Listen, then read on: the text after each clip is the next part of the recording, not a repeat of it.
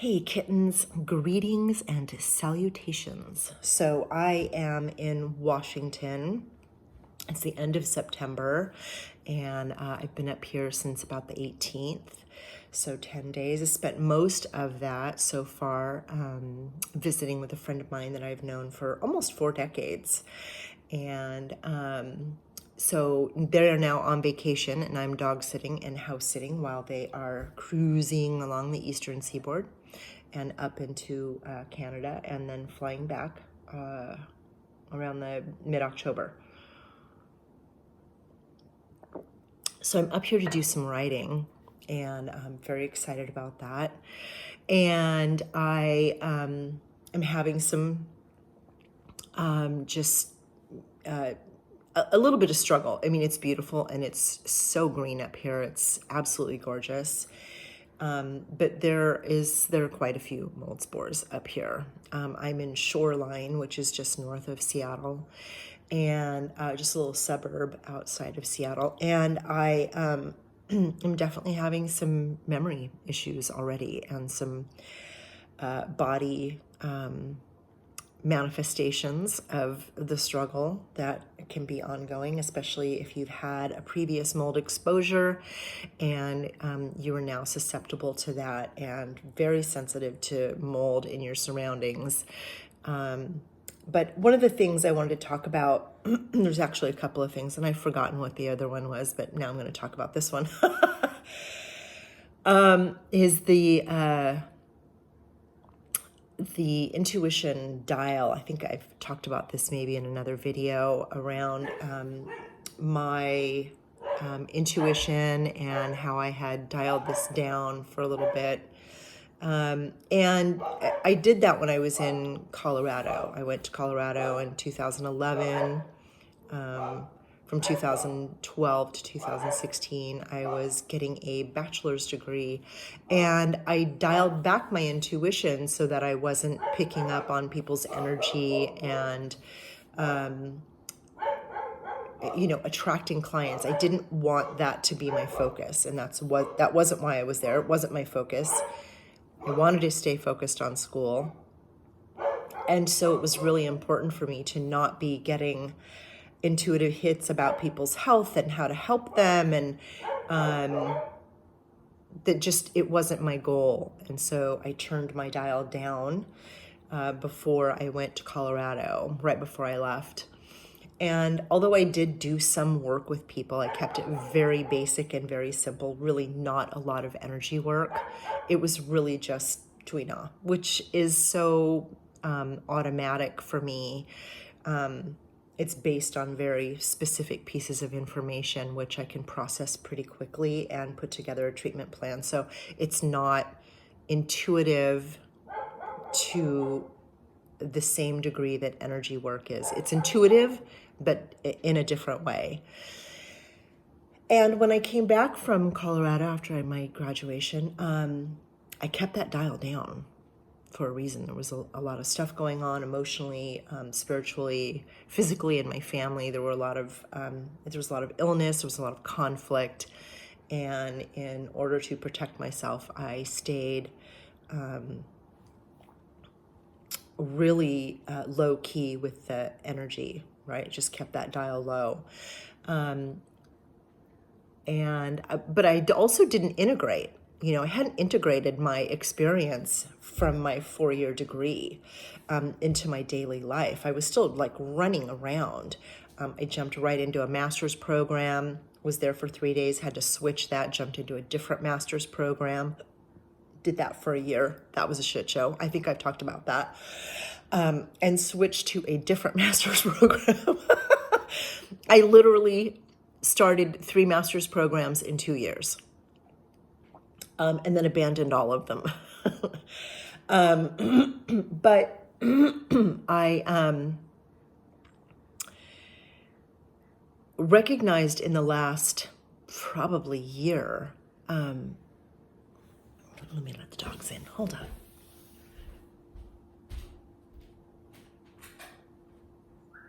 Come on.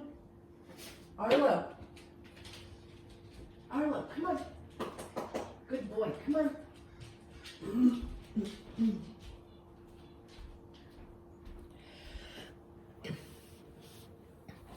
I recognized in the last year that I hadn't really been paying so much attention to my energetic dial. And part of that is because I wasn't seeing clients.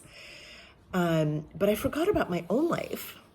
You know, so much of the challenge around being a freaking caretaker is that we put ourselves last in every capacity. And so even though I'm aware of this amazing ability that I have with intuition and perception and awareness and energetic fields, I just turned it down and left it down. So I wasn't using it for myself. I wasn't applying the principles to my own life. Just so ridiculous. And so I've started turning it back up, and it's made a huge difference. First of all, it feels really good and nourishing to be connected to that level of intuition again. Totally aware of what's going to be happening, really clear about what's coming. And because of that, there's a sense of safety and security in myself because I already know what's going to happen. And so then I'm just really clear about it. And that creates a sense of safety for me because I'm not left like guessing what's going to be happening or that somebody else is in charge of the outcome, right? Not my destiny, but just singular in the microcosm that somebody else is in charge of an outcome. And it's like, oh no, I already knew this was going to happen. So it's been really empowering and really lovely. And in that regard, it's been extremely nourishing. And so I'm trying to remember to recognize and acknowledge and extend gratitude to the universe for the benefits of that, and that my intuition really is a gift. The other piece of that is that if I'm out in a crowd, I get really overwhelmed, like exhausted. And so what I'm sensing is that I need to turn this up and down like daily. Like up if I'm alone, get nourished, feel good, take in my environment when I'm alone or with dogs or in nature. But when I'm in big crowds, I need to turn it down. I need to get that buffer happening so that I'm not picking up the energy of so many people, because every day that we have gone out, and we've gone out every day since I've been here. Like they brought me dinner Wednesday night because I got in really late. And then Thursday, Friday, Saturday, Sunday, Monday, we literally were like, let's go here, let's go there. She's taken me all over, showing me all the things. We went up to the San Juan Islands and went on the ferry, and we went to lunch, and we've done walks with the dogs, and, you know, let's go here, let's go to the Y, let's go. I went on Sunday, I went to the Buddha Jewel Monastery here in Shoreline for a Diamond Sutra ceremony, which was 3 hours. That was a lot for me as well, just because it was a new surrounding and a new setting. That tradition, it just seemed a little different. It was a little bit more, maybe I haven't been to, I thought I had been to a Heart Sutra ceremony, and maybe each ceremony is different. I'm not entirely sure, but there was a lot of sit, kneel, stand going on, and there was very Catholic feeling. So for me, it was a little overwhelming in that regard, because I am a bit of a recovering Catholic. And although I do love the ceremony and appreciate the ceremony, there was still some aspects of it that were overwhelming. I was very tired when I got back. I really wanted to take a nap. It was like 1 o'clock, and I was trying not to do that because I wanted to just spend some time hanging out with my friend and her husband. So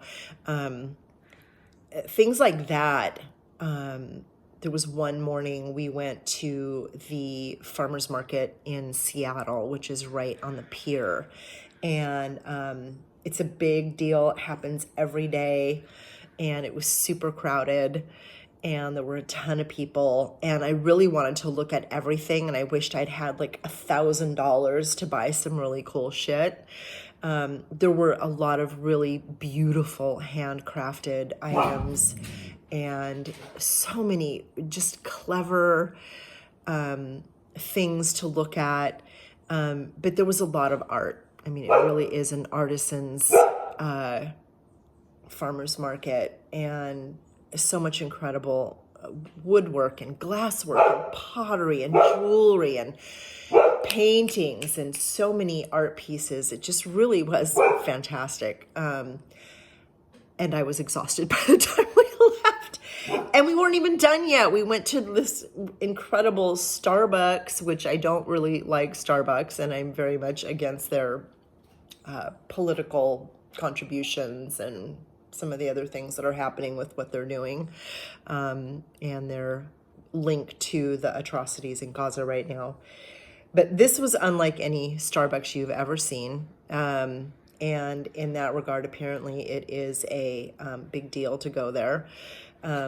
Even though I'm not much of a person for the touristy stuff, there have been some cool things up here. This Starbucks is a Premier Reserve roaster with all of the roasting machines. They bake like crazy in there, and they have these really incredible old school ovens that are massive. But the coolest thing is that they actually serve alcohol, and you can get an espresso martini in there. So it was interesting. The building itself is original. It's an old building. It was originally a Packard car dealership, and the floor in there is the original floor. How they managed to get all this stuff in there, these ovens and roasting machines, and just all of it incredible. Open ceilings, huge open ceilings. How they managed to do all that without completely destroying that floor is beyond me. But it was a neat experience, and I was really glad that we got to see it. And again, it was packed, and I was exhausted when we left. So I was glad that I had a coffee to keep me awake for the ride back. This is in downtown Seattle. So if you're ever in downtown Seattle and Starbucks is your thing, then that is a cool place to go. It's not the original first Starbucks. The original first Starbucks, I believe, is downtown at the farmer's market. And we bypassed that one to go up to the Reserve and have an espresso martini for the afternoon. So the biggest piece really of this whole video, even though I'm just chatting away and talking about all kinds of things, because that happens when I'm alone for a couple days, is the energetic awareness.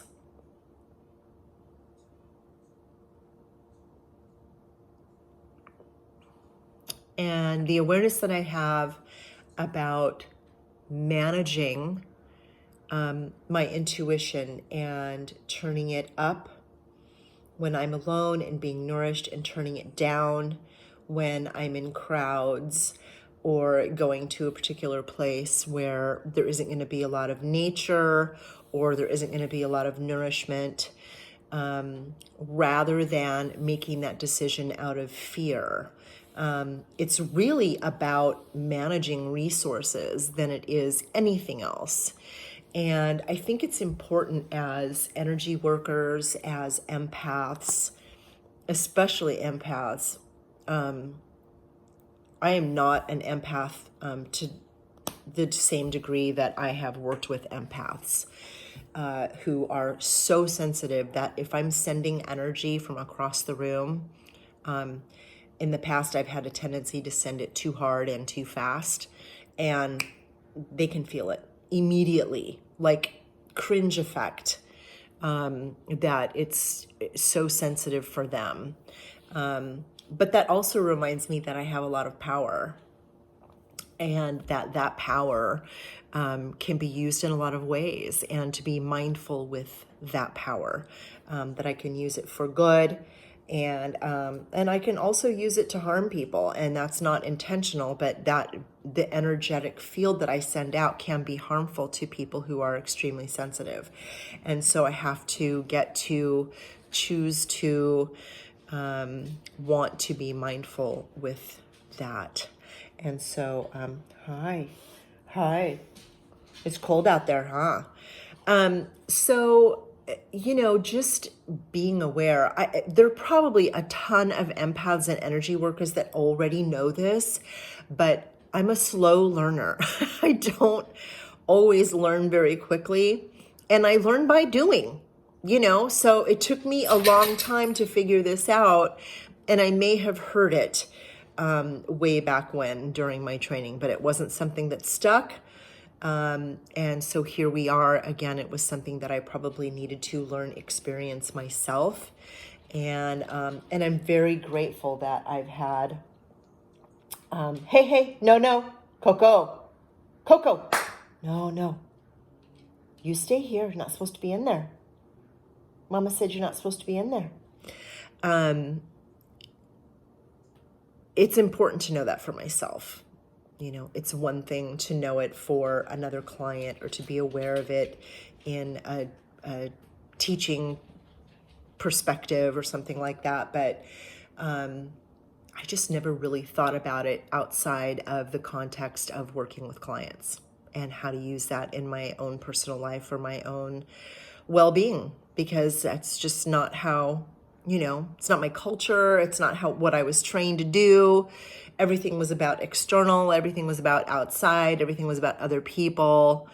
Blending in, don't stand out, don't take care of yourself, take care of everybody else, be a martyr, be a matriarch, all the things, be a caretaker, and do good in the world and everything will turn out right. Well, that has really been most of my journey. It hasn't really been very beneficial. So, there's a few examples I could give where maybe that has been beneficial, but again, it's only a few. Could count them on one hand, less than all of the 5 fingers I have on one hand. I don't think it's going to be as beneficial for the next 30, 40 years of my life as maybe it was early on in the beginning. So focusing on myself, enjoying this time, going to get some writing done. And I will be putting up another video talking about, maybe not. Okay. Anyway, much love. I hope that you all are staying well and embodied and taking good care of yourself and really listening to the information coming to you. How do you feel after a big day with people, friends, family? It doesn't matter if you know them or not. Like, how do you feel after that? Are you drained? Are you tired? Are you maybe frustrated or angry or upset? Maybe taking a look at that and seeing if there's a way to put up a protective barrier for yourself or dial down your intuition or just turn the switch off completely, and find ways to be able to work with those experiences so that if we do want to be social and we do want to go do something fun for ourselves and with our friends or our family, depending on where we get our joy from, that we can do that with a sense of ease and being able to come back to our environment, our home environment, wherever that is, our surroundings, our intimate place of safety, and not feel completely wiped out and drained. And now I have to sleep for 2 days. Like, that is not, that for me is not a fun way to engage with the world. I don't want to keep doing that. It's not sustainable. It becomes a cyclical problem. And then eventually I decide I just don't want to go anywhere at all because I'm wiped out. And then it's just easier to stay home, wherever home is, and that is not, for me, it's not joyful. Yeah, I can do that all day long. I love being alone. I love the quiet. There's little finches out here right now and the hummingbirds are coming to the feeder and it's quiet and it's beautiful and the clouds are, out, so it's nice and cool and there's a little tiny breeze and the dogs are in and out. Coco's over there sitting on the patio, and Arlo, I'm sure, is standing by the gate because that's what he does. They're on guard dog duty, which I think is really sweet. But the house here has been quiet. I turn the TV on maybe at night, watch a little something. I think I was watching The Rings of Power last night. Why does it feel like a repeat of Lord of the Ring movies? And, just enjoying the peace and the quiet, restore, rejuvenate, nourish. And I have some work to do, and I'm looking forward to that. I've done some art, which has felt really good. Did that the first 2 days.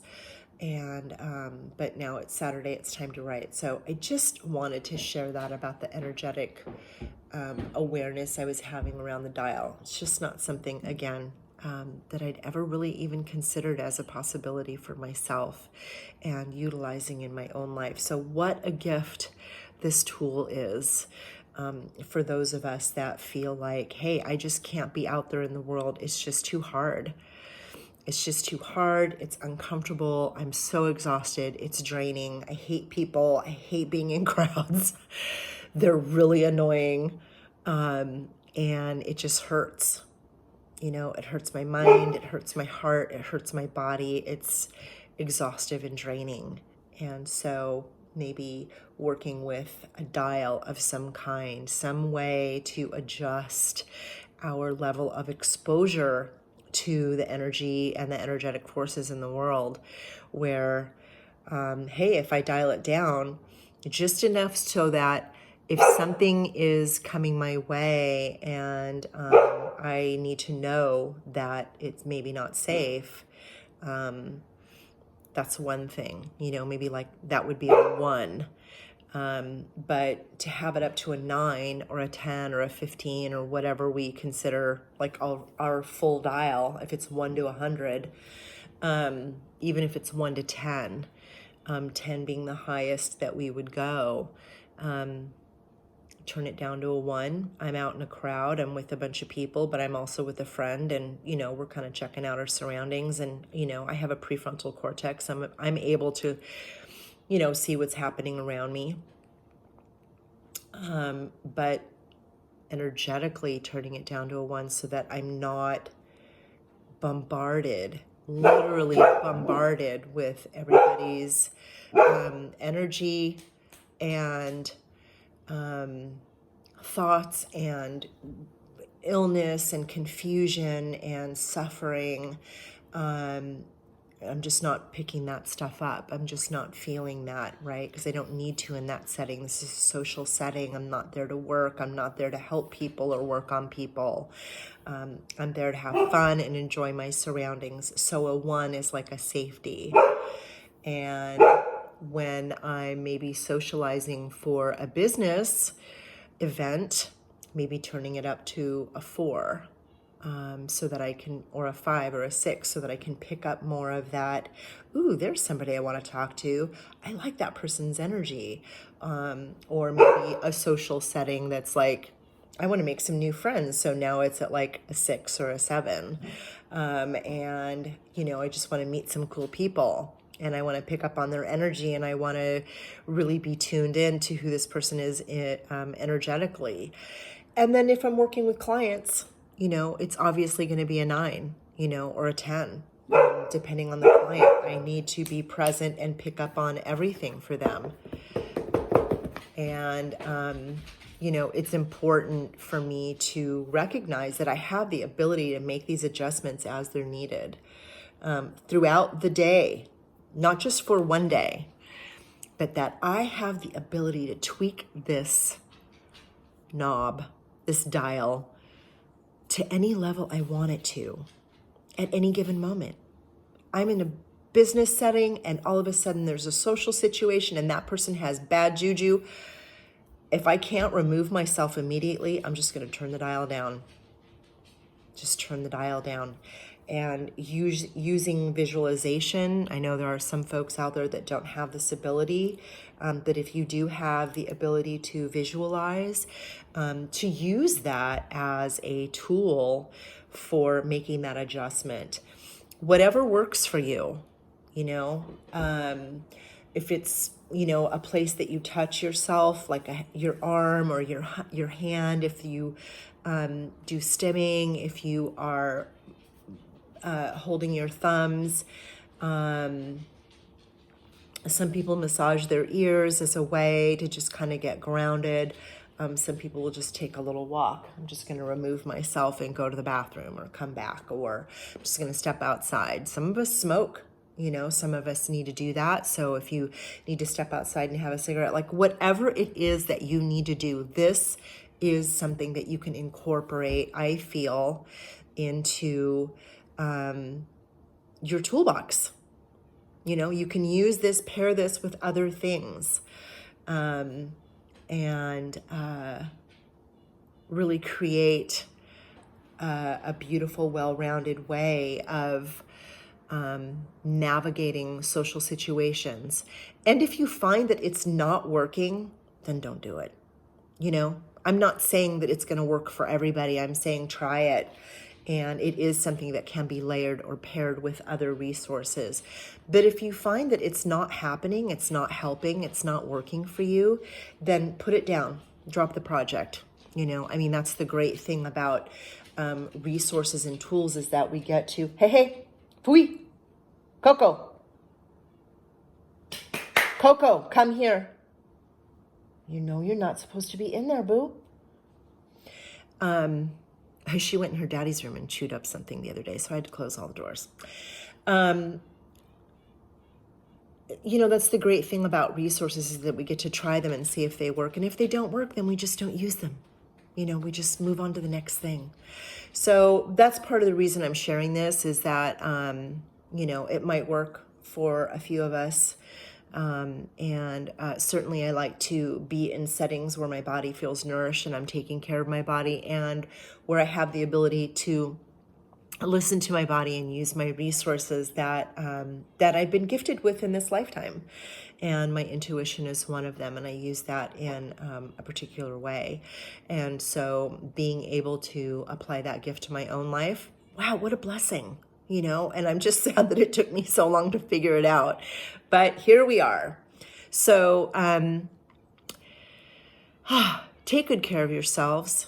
And I hope that you all are well. And again, just feeling nourished and finding ways of being embodied that are happy and healthy and helpful. Okay, take care.